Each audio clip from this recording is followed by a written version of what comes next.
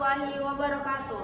Di video kali ini kami dari kelompok 7 akan mempresentasikan tentang model komunikasi alternatif penggunaan teknologi.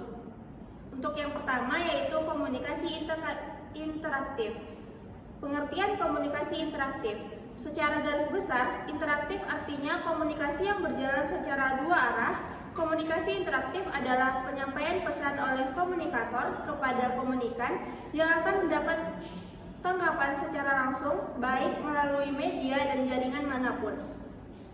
Komunikasi interaktif berpedoman pada satu konsep interaktif. Interaktivitas adalah kemampuan pengguna untuk berkomunikasi secara langsung dengan komputer dan memiliki dampak pada pesan apapun yang sedang dibuat. Komunikasi interaktif memiliki 6 dimensi. Interaktivitas yaitu menginformasikan, kontrol, aktivitas, dua arah, waktu fleksibel, kesadaran terhadap tempat. Yang kedua, dimensi komunikasi interaktif. Yang pertama itu ada menginformasikan. Dijelaskan bahwa suatu interaktivitas pada komunikasi akan ditinjau dari segi cara komunikator dalam memberi informasi. Yang kedua, ada kontrol. Interaktivitas pada komunikasi akan berjalan di bawah kendali seorang komunikator yang merupakan sumber dari stimulus. Yang ketiga, aktivitas, yakni komunikasi yang berjalan dengan aktif dengan saling memberi umpan balik antara komunikator dengan komunikan. Yang keempat, ada dua arah, yakni komunikasi dengan adanya stimulus berupa pesan verbal maupun nonverbal dan komunikator dan diberi umpan balik oleh komunikan. Yang kelima, ada waktu fleksibel. Maksudnya adalah komunikasi interaktif akan terjadi bila kapan saja tergantung waktu stimulus yang berupa pesan yang disampaikan dan akan direspon oleh komunikan.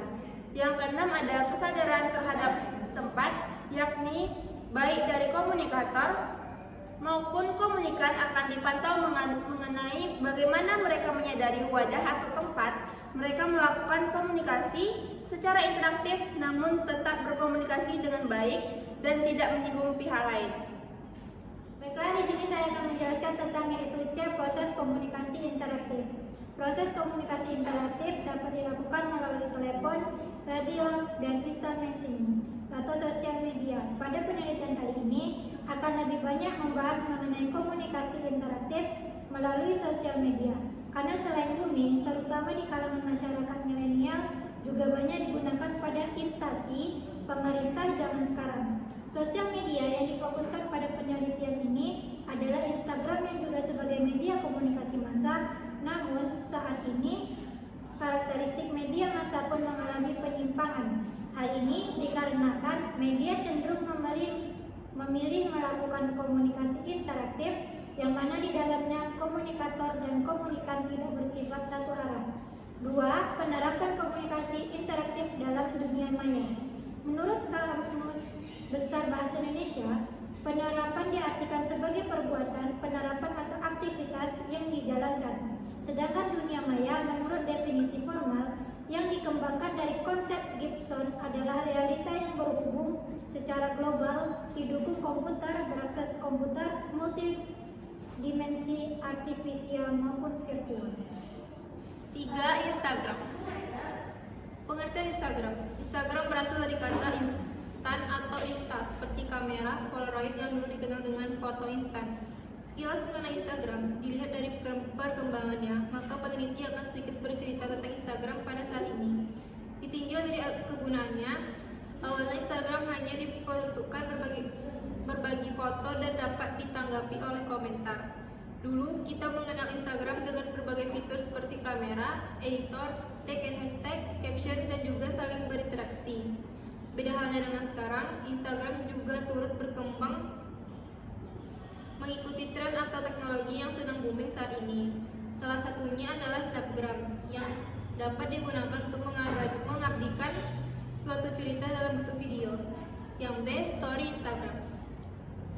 Fitur yang paling sering digunakan saat ini terutama di kalangan milenial adalah fitur Story. Dalam fitur ini, masyarakat akan dapat mengubah cerita baik berupa tulisan, video, maupun foto. Akan tetapi, unggahan tersebut akan bertahan selama 24 jam saja.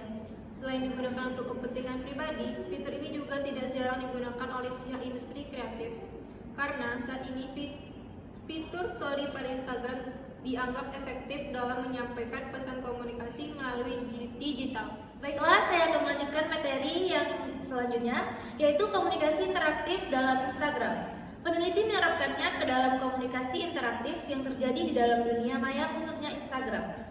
Bahwa jika komunikasi interaktif dengan konsep interaktivitas seperti di atas, dapat diartikan sebagai komunikasi yang berlangsung secara interaktif yang ditandai dengan adanya umpan balik dari komunikan melalui media dalam jaringan online. Hal ini mendefinisikan interaktivitas adalah tingkat pada proses komunikasi, masyarakat memiliki kontrol terhadap peran dan dapat bertukar peran dalam dialog mutual. Selanjutnya, konten. Pengertian konten. Konten merupakan informasi yang tersedia melalui media atau produk elektronik. Penyampaian konten dapat melalui handphone, sosial, radio, dan secara langsung. Namun pada saat ini, konten banyak disampaikan melalui media sosial. Hal ini dikarenakan penyebaran informasi lebih cepat melalui media sosial seperti Instagram, Facebook, Twitter, dan juga web.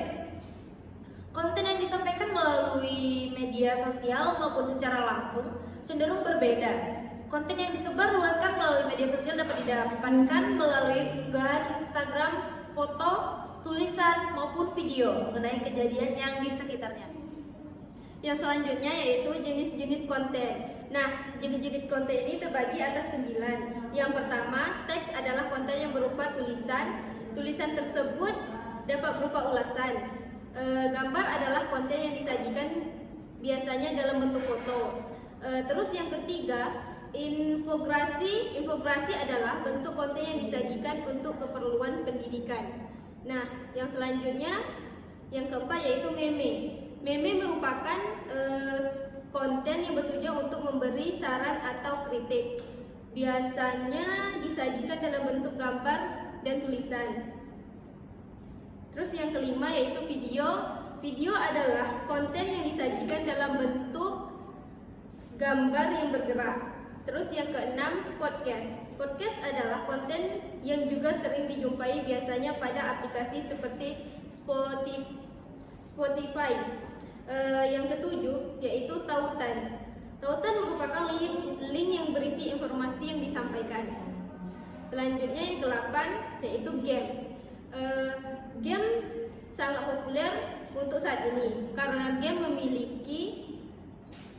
memiliki perkembangan yang sangat signifikan dan lebih digemari. Selanjutnya yaitu yang terakhir, QR Code atau Quick Response Code adalah konten yang disajikan melalui barcode. Nah, yang selanjutnya itu konten story Instagram. Media sosial saat ini menjadi media pokok bagi masyarakat untuk menyebarkan informasi. Media sosial yang sering digunakan adalah salah satunya adalah Instagram. Jenis konten yang ada pada Instagram berupa gambar dan video. Gambar yang diunggah ke media sosial ke media sosial Instagram memiliki dua tempat. Yang pertama, netizen dapat mengunggah konten berupa gambar di Instagram melalui feed. Feed merupakan unggahan yang berupa gambar maupun video. Feed dapat bertahan sampai kapanpun dan bisa hilang hanya jika dihapus oleh pemilik akun. Baiklah, saya akan menjelaskan materi yang terakhir yaitu admin. Admin ini juga disebut pengelola, merupakan seorang yang dapat mengendalikan sesuatu yang dioperasikan. Admin media sosial berarti seseorang yang ada dan bertanggung jawab terhadap konten apapun yang ada di media sosial tersebut.